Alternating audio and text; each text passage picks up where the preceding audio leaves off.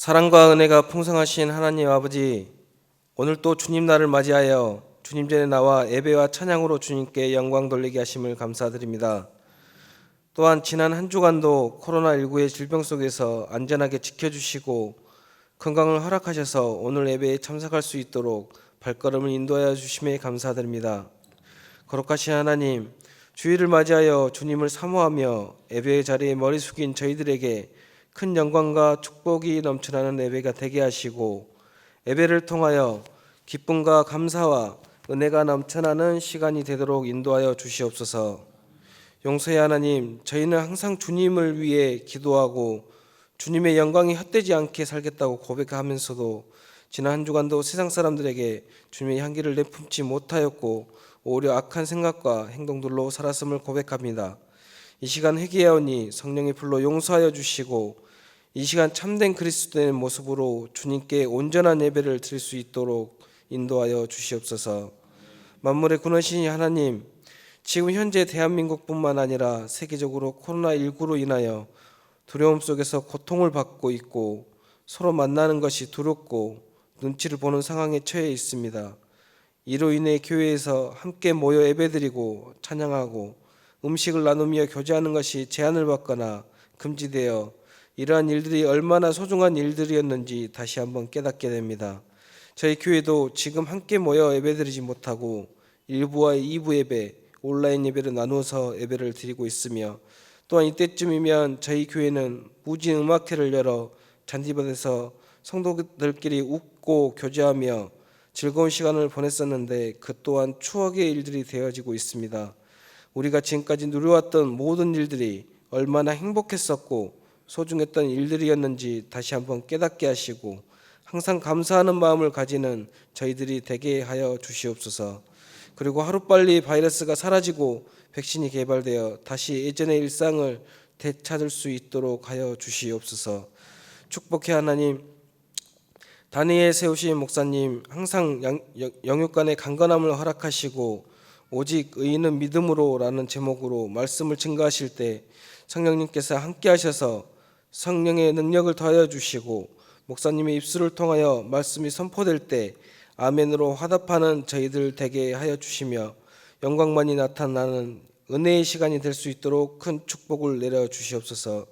치료 하나님, 이 시간 질병이나 사고로 몸이 아프거나 코로나19로 심신이 아픈 성도님들이 있습니까? 저희들은 일일이 알지 못하나 주님께서는 그들의 사정을 일일이 아시오니 찾아가 주셔서 어루만져 주시고 위로하여 주시며 주님의 능력으로 그들을 치료하여 주시옵소서.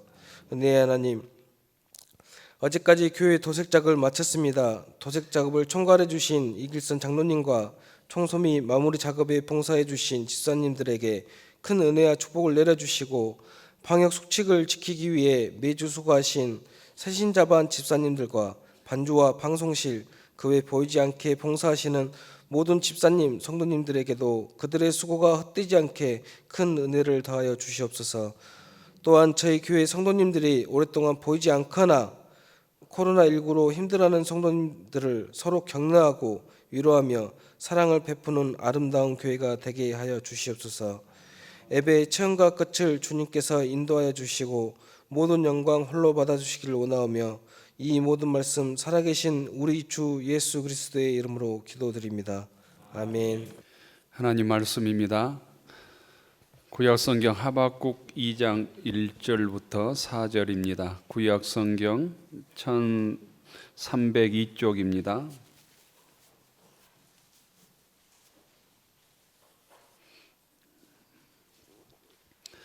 구약성경 1302쪽 하박국 2장 1절부터 4절 말씀 교독하십시다.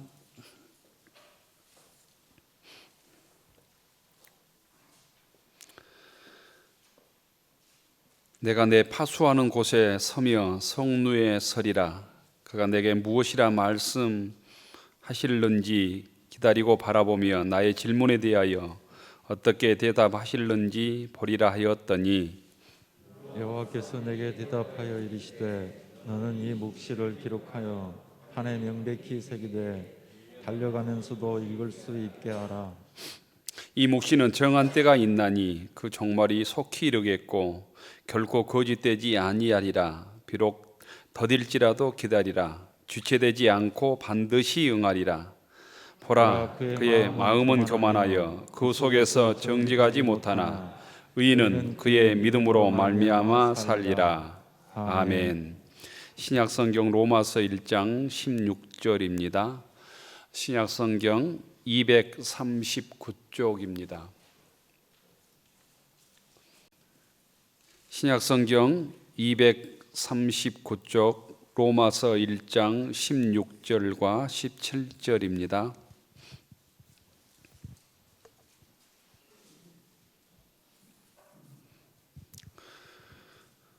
신약성경 239쪽 로마서 1장 16절 17절 한 목소리로 봉독에 올리겠습니다. 시작.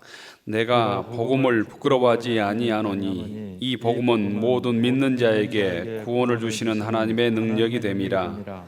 먼저는 유대인에게요 그리고 헬라인에게로다. 복음에는 하나님의 의가 나타나서 믿음으로 믿음에 이르게 하나니 기록된 바 오직 의인은 믿음으로 말미암아 살리라 함과 같으니라. 아멘. 10월 마지막 주일에 교회 나오신 모든 교우들을 주님의 이름으로 축복합니다. 옆 사람 인사하십시다. 잘 나오셨습니다. 반갑습니다. 주님의 평화가 여러분에게 교회 표 함께 하십시다. 경건에 이르도록 내 자신을 연단하라. 경건에 이르도록 내 자신을 연단하라. 날씨가 아침 저녁으로 많이 쌀쌀해졌습니다. 감기 걸리지 않도록 건강관리 잘 신경 쓰시면 좋겠습니다. 오늘은 종교개혁 503주년 기념주일로 주일 예배 드립니다. 마르틴 루터가 1517년 10월 31일 종교개혁을 시작한 지 503년이 되었다는 것입니다. 우리 교회는 43년 되었지만 이 우리 개신교 교회의 역사는 503년 되었다는 의미입니다. 503년의 역사를 가졌으면 이 종교개혁을 시작했던 마틴 루터의 어떤 사상, 생각을 훨씬 뛰어넘고 발전해야 될 것 아닙니까? 훨씬 더 발전된 신앙인, 훨씬 발전된 교회가 되어야 정상입니다. 그런데 불행하게도 한국 교회는 마르틴 루터의 생각, 주장, 신앙을 넘어서기는커녕 그 당시에 타락했던 카톨릭 교회의 모습을 본받고 있는 것 같아서 참 걱정이 됩니다. 다시 한번 이 종교개혁주의를 맞이하여 우리 교회 또 내 신앙을 성찰하고 잘못된 신앙들을 개혁하는 시간이 되기를 원합니다. 종교개혁자들은 종교개혁의 모토로 오직 믿음, 오직 은혜, 오직 성경, 또 장로교의 시조인 장깔뱅은 오직 그리스도, 오직 하나님께 영광, 이 5가지가 곧 종교개혁자들의 곧 5대 강령이었습니다. 그 5대 강령들을 좀 마음에 이 시간 새기면 좋겠다 생각합니다. 사실 503년 전에 주장했던 마틴 루터의 주장과 신학에도 온전치 못한 부족한 부분들이 있었습니다.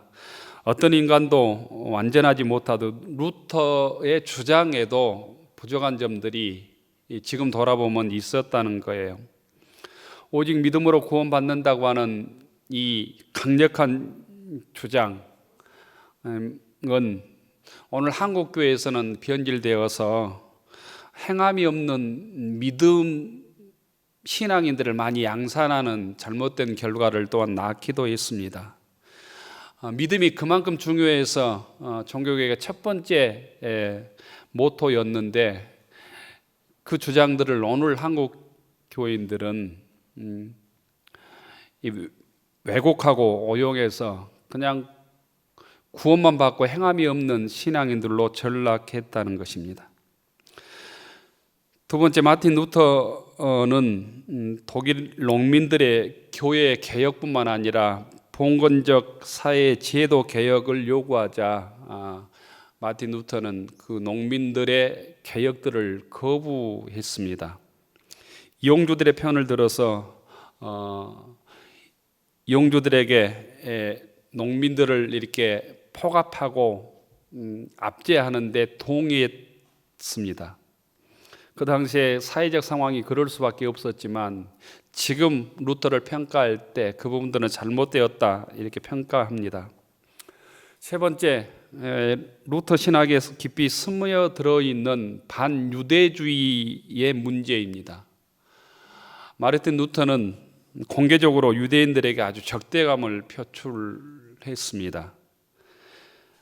유대인들의 가옥과 회당을 불사르고 재산과 돈을 몰수하여 독일의 땅에서 유대인들을 추방하라고 했던 사람이 루터입니다. 불행히도 이 루터의 이런 가르침은 1930년대와 1940년대 독일에서 나치가 독일인들을 공격하고 학살할 때 명분과 빌미가 됩니다. 히틀러의 제3공화국에서 발행된 반유대인의 선전책자 안에는 거의 모두가 루터의 이름들이 거론됩니다. 루터의 그 주장들을 히틀러가 나치가 곧 유대인들을 학살하고 유대인들을 추방하는 데 이용했다는 것입니다. 루터는 그 당시 사회에서 최선을 다해서 나름대로 종교 개혁을 했지만 500년이 지난 다음에 돌아보면 루터의 주장에도 잘못된 것들이 꽤 있다는 의미입니다. 그런 부분에서 루터의 종교개혁은 여러 종교개혁들 중에 하나입니다. 루터의 종교개혁도 완전하지 않다는 것입니다. 그런 의미에서 종교개혁은 단수가 아니라 루터만이 아니라 어떤 복수 종교개혁자들 루터와 그 주변과 전과 후에 종교개혁을 위해서 희생했던 많은 사람들의 그 종교개혁가들과 종교개혁의 사상들을 우리가 다시 큰 뭉뚱거리로 보아야만 올바로 종교개혁의 신앙들을 이어받을 수 있을 것 같습니다. 오늘은 루터를 넘어서서 종교개혁 역사에서 루터보다 앞서서 종교개혁했던 체코의 얀 후스에 대해서 좀 말씀을 드리려고 합니다. 체코의 얀 후스라고 하는 사람은 마르틴 루터보다 100년 앞서서 종교개혁을 했던 사람입니다. 중세시대 교황의 가톨릭 교회의 교황의 면죄부 판매, 성직 매매 그리고 교회 부패에 맞서서 종교 개혁을 했던 종교계의 선구자가 얀 후스라고 하는 사람입니다. 기독교 2000년 역사에서 가장 장엄하고 아름다운 순교자로 뽑히는 사람이 얀 후스입니다. 얀 후스는 1371년 체코의 남부 보헤미아 후시네츠라는 마을에서 태어납니다. 후스라는 이름은 거위라는 뜻입니다. 후시네츠라는 말은 거위를 기르는 마을이라는 뜻입니다. 그는 가난한 부모 밑에서 태어났다고 그럽니다. 후스의 가장 큰 어릴 적 꿈이 사제 신부가 되는 거였습니다. 신부가 되면 가난을 면할 수 있었기 때문입니다. 그는 자라서 카렐 대학, 곧 오늘의 체코 프라하 대학에 입학하게 됩니다. 거기에 들어가서 신학과 인문학을 공부하면서 어릴 적 생각이 잘못되었다는 것을 깨닫게 됩니다. 카렐 대학은 신성 로마 제국 카렐 4세, 황제인 카렐 4세가 설립한 대학으로 중부 유럽의 최초의 대학이로 알려져 있습니다. 열심히 공부한 이 후스는 그 대학의 대학 교수가 되고 나중에 이 프라하 대학, 카렐 대학의 총장이 됩니다. 총장이 되자마자 얀 후스는 종교 개혁을 시작합니다. 이 대학교의 채플 이름이 곧 베들레헴 채플이었습니다. 베들레헴 교회였습니다. 얀 후스는 여기에서 약 12년간 설교를 했습니다. 대학교의 목사로 있으면서 베들레헴 교회 채플에서 설교를 해서 한 3,000편의 설교가 전해져 옵니다. 얀 후스는 이 베들레헴 교회에서 두 가지 이 혁명을 시작하는데, 하나는 교회당 안에 그 성화라든가 이 성물들, 가득 찬 성물들을 다 치우고 일반 사람들이 앞에 와서 설교를 들을 수 있도록 했습니다. 일반적으로 성당에는, 그 당시의 성당에는 많은 유물들, 성물들, 성화들, 또 소위 이콘이라고 하는 것들이 가득 차 있었고, 사제 앞에는 귀족들이 앉아 있어, 가장 뒤에는 그냥 그 당시에 글을 모르는 서민들이 앉아 있다, 예배만 구경하고 돌아갔던 시대였습니다. 그 모든 것들을 치우고 소위 말하면 성도들이 앞에 앉아서 예배를 드릴 수 있도록 했는데, 두 번째 개혁은 체코 말로, 그 당시에 소위 사람들의 말로 설교를 했다는 것입니다. 그러면 그 전에 사람들은 어떤 말로 설교를 하고 예배를 드렸을까? 사제들은 라틴어로 설교를 했습니다. 근데 한국 사람인데 미국 말이나 무슨 중국 말이나 일본 말로 예배를 드린 거나 마찬가지였습니다. 그래서 라틴어, 지식인들이 아니면 소수 사람들만 이 라틴어를 알고 있었고, 사제들만 라틴어를 알고 있었기 때문에 일반 사람들은 예배를 드려도 또 설교를 들어도 그 설교가 무슨 뜻인지를 알 수가 없었던 것이죠. 얀 후스는 체코 말로 설교를 해서 그 당시에 사람들을 열광시켰습니다. 주옥 같은 설교가 3,000편이나 남아 있습니다. 그 설교는 배우지 못한 사람도, 글을 알지 못한 사람도 다 알아들을 수 있었다는 것입니다. 나중에 후스는 체코 말로 성경을 번역합니다. 출판하기도 했습니다. 이 과정에서 체코어의 철자법이 완성이 되었다고 전해져 옵니다. 또한 후스는 음악을, 이 찬송을 작사를 많이 했습니다. 일반적으로 베들레헴 그 교회에서 체코 말로 된 대중 찬송이 울려 퍼졌다고 그럽니다. 기독교 역사에서 360년 AD 360년 라오디게아 공회 이후의 예배 시간에 일반 성도들은 찬송을 부를 수 없었습니다. 진짜로 예배를 그냥 보러 온 것이죠. 찬송을 부를 수 없었다는 거예요. 사제와 성가대만 찬송을 부를 수 있었습니다. 일반 회중이 직접 부르는 회중 찬송이 금지되었습니다. 훈련된 찬양대만이 이 찬송을 부를 수 있었습니다. 사제와 그래서 찬양대원만이 찬송을 하는 것이죠. 회중은 듣기만 했는데 그 찬양도 알아들을 수 없었습니다. 라틴어로 된 찬양을 했기 때문입니다. 이렇게 1000년 동안이나 금지되었던 회중 찬송을 회복시킨 사람이 얀 후스입니다. 100년 후에 루터가 그것을 이어받아서 코랄이라는 회중 찬송을 많이 지어서 부르게 됩니다. 우리가 전에 부른 585장 내주는 강한 성요, 이런 루터가 작사한 이 곡도 대표적인 회중 찬송, 곧 코랄 찬송입니다. 우리가 이렇게 함께 찬송을 부르며 은혜 받을 수 있는 것도 얀 후스나 마르틴 루터의 곧 은혜 유산이라고 말할 수 있습니다. 지금까지 우리들은 힘없는 소수민족의 실패한 종교개혁에 대해서는 우리가 잘 알지도 못하고 관심도 기울이지 않았습니다. 하지만 루터를 넘어서서 그보다 100년 앞서서 종교개혁의 원형을 제시한 체코의 얀 후스의 종교개혁을 통해서 오늘 우리들에게 주시는 주의 음성을 들어야 합니다.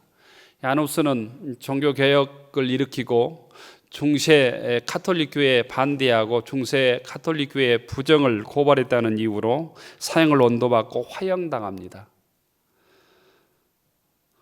후스 앞에는 이단들의 주동자라는 모욕적인 글귀가 써져 있었답니다. 장작이 그의 목까지 찼을 때 사형 집행관에게 했던 유명한 얀 후스의 마지막 말이 있습니다. 이 말은 이런 것입니다. 당신은 지금 거의 한 마리를 불사르려고 하고 있지만 100년 후에는 불태울 수도 없고 끊을 수도 없는 백조가 나타날 것이요. 이런 최후의 말을 했다는데, 후스가 죽으면서 애언한 이 백조는 바로 독일의 마르틴 루터로 알려져 있습니다. 실제로 100년 후에 종교개혁을 시작한 루터는 자신의 글에서 100년 전에 얀 후스를 곳곳에 언급하고 추모하고 있습니다. 체코의 개신교인들 중에 모라비안 교도라고 하는 사람들이 있습니다. 이 사람들이 지금도 있는데 얀 후스의 후예들입니다. 그들은 오랫동안 카톨릭의 탄압을 받으면서 그 신앙을 지켜온 사람들인데, 오래전에 그 타이타닉 영화에 보면 타이타닉 호가 침몰할 때 마지막 그 배 위에서 꿈쩍도 하지도 않고 어떤 요동도 없이 그 음악을 연주하는 연주인들이 다 모라비안 교도들입니다. 그들이 연주했던 음악을 저는 기억하고 있습니다. 찬송가 338장의 네 줄을 가까이 하게 함은입니다. 네 줄을 가까이 하게 함은 십자가 짐 같은 고생이나 이 연주를 타이타닉 보면 하고 있습니다. 그 사람들이 모라비안 교도들인데 그 얀 후스의 후예들입니다. 이 모라비안 교도들을 보고 회심했던 사람이 감리교를 창시했던 요한 웨슬레입니다. 모라비안 교도들의 신앙을 보고 내 신앙이 잘못되었구나, 내 신앙이 헛되었구나 라고 회심하고 창립했던, 이 감리교를 창립했던 사람이 요한 웨슬레입니다. 얀 후스가 화형당해 순교당한 지 500년 후에, 정확히 얘기하면 1915년에 체코인들이 그 당시 1차 대전 와중에 곧 이 성금을 모아서 모금해서 돈을 모아서 체코 프라하 광장에 얀 후스의 동상을 세웁니다. 지금도 그 동상이 있습니다.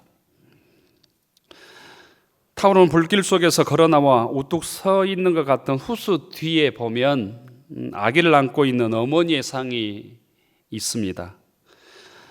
그 아기는 희망을 상징하고 종교개혁을 상징합니다. 그 불길 속에서 생명이 태어나서 후스의 정신과 신앙을 이어갈 것을 상징합니다. 체코의 프라하에 가보신 분들이 이 교인들 중에 꽤 있을 것입니다. 또 코로나 끝나면 체코 여행을 하시면 꼭 프라하에 대부분 가시잖아요. 보면 거기 가장 유명한 게 구 시청사에 걸려있는 천문시계죠. 그 천문시계 무슨 뻐꾸기인가 뭐 보러 수백 명이 이렇게 모여 있지 않습니까? 근데 기독교인들은 그 천문시계를 볼 것이 아니라 그 광장에 있는 얀 후스의 청동상을 보셔야 합니다. 그리고 거기서 기도해야 합니다. 청동상 주위에는 이런 글귀가 새겨져 있습니다. 신실한 기독교인들이여, 진리를 찾으라, 진리를 들으라, 진리를 배우라, 진리를 사랑하라, 진리를 말하라, 진리를 지키라, 죽기까지 진리를 수호하라. 왜냐하면 진리가 너희를 죄와 악마와 영원한 죽음으로부터 자유롭게 하기 때문이다. 이 말씀은 요한복음 8장 32절을 생각나게 합니다. 진리를 알지니 진리가 너희를 자유롭게 하리라. 야누스는 복음의 진리, 성경의 진리를 위해서 어떤 불의와 타협하지 않았습니다. 그 중심에는 하나님의 진리를 향한 뜨거운 불이 붙어 있었고, 그 육신은 장작더미에 불타 죽어가면서까지도 진리를 사수했던 사람입니다. 그 하나님을 향한 진리, 주의 말씀의 진리를 지키기 위해서 목숨도 불사하지 않았던 얀후스의 이 신앙을 오늘 503년이 지난 종교개혁주의를 맞이해서 그 일부라도 우리들이 다시 회복했으면 좋겠습니다. 얀후스와 같은 신실하고 뜨거운 믿음의 사람들이 있었기 때문에 그 종교개혁의 신앙을 이어받아서 마르틴 루터가 종교개혁에 성공할 수 있었는지도 모릅니다. 마르틴 루터는 로마서 1장 17절을 통해서 하나님의 진리의 말씀을 깨달았습니다. 1510년에 마르틴 루터는 에어프루트 대학의 성서학 교수였습니다. 교수로서 로마서 강해를 1515년에 하다가 로마서 1장 16절과 17절 말씀을 통해서 하나님의 불같은 음성을 듣습니다. 그 불같은 진리의 음성을 듣고 그 진리를 깨닫고, 내가 선행으로 공적으로 사는 것이 아니라, 구원받는 것이 아니라, 하나님께 의롭게 되는 것이 아니라 믿음으로 구원받고 믿음으로 의롭게 된다는 사실을 깨닫고 종교개혁에 불을 지르기 시작합니다. 그런 의미에서 우리가 주님의 진리의 말씀을 깨닫기 위해서 우리 신앙인들은 성경을 읽어야 합니다. 성경을 아주 깊게 매일 쉬지 않고 읽고 묵상하고 성경의 말씀을 붙들어야 합니다. 그럴 때 그 진리의 말씀이 나를 변화시키고 그 진리의 말씀을 통해서 나는 능력 있는 기독교인으로 변화되는 것입니다. 김종옥 선생님이 80대 후반인데 성경 필사해서 로비에 이렇게 두었는데요. 나가실 때 한번 살펴보시면 좋겠습니다. 김종옥 선생님이 성경 필사를 꽤 많이 하셨습니다. 일반 우리 개혁 성경 필사하시고 저한테 한문 성경 구해달라고 그래서 한문 성경 필사하시고, 이번에 필사한 것은 제가 무진교회 부임해서 올 초까지 이 성경 본문, 주일과 수요일 날 성경 본문을 다 필사한 내용입니다. 80대 후반이 되도록 정신이 맑아서 이렇게 성경을 필사할 수 있는 건강과 믿음이 있다고 하는 것은 하나님의 복이라고 생각합니다. 저희 장모님께서 돌아가시 전까지, 소천하기 전까지 성경을 이렇게 안경을 쓰지 않고 돋보기 쓰지 않고 매일 성경을 읽었습니다. 제가 눈이 그렇게 좋으시냐고 물었던 적이 있었는데, 아주 젊었을 때부터 내가 하나님 부르시기 받기 전까지 안경 쓰지 않고 성경을 읽을 수 있는 밝은 눈을 주십시오 이렇게 기도했다고 하는 얘기를 제가 들었습니다. 그런 부분에서 주님의 말씀을 영혼의 양식, 내 삶의 양식으로 삼는 일에 포기하지 않았던 것을 보게 되는 것이죠. 저희들이 그냥 세상의 욕망을 채우기 위한 신앙인이 아니라 주님의 말씀으로 내 삶을 무장하고 내 삶을 계획하기 위해서 이 말씀을 읽을 뿐 아니라 말씀을 묵상하고 내 삶으로 받아들이고 그 말씀을 내 삶으로 적용하는데 도전해보는 믿음의 교우들이 되기를 원합니다. 오늘 로마서 1장 17절은 이렇게 되어 있습니다. 복음에는 하나님의 의가 나타나서 믿음으로 믿음에 이르게 하나니 기록된 바 오직 의인은 믿음으로 말미암아 살리라 함과 같으니라. 아주 이해하기 어려운 말입니다.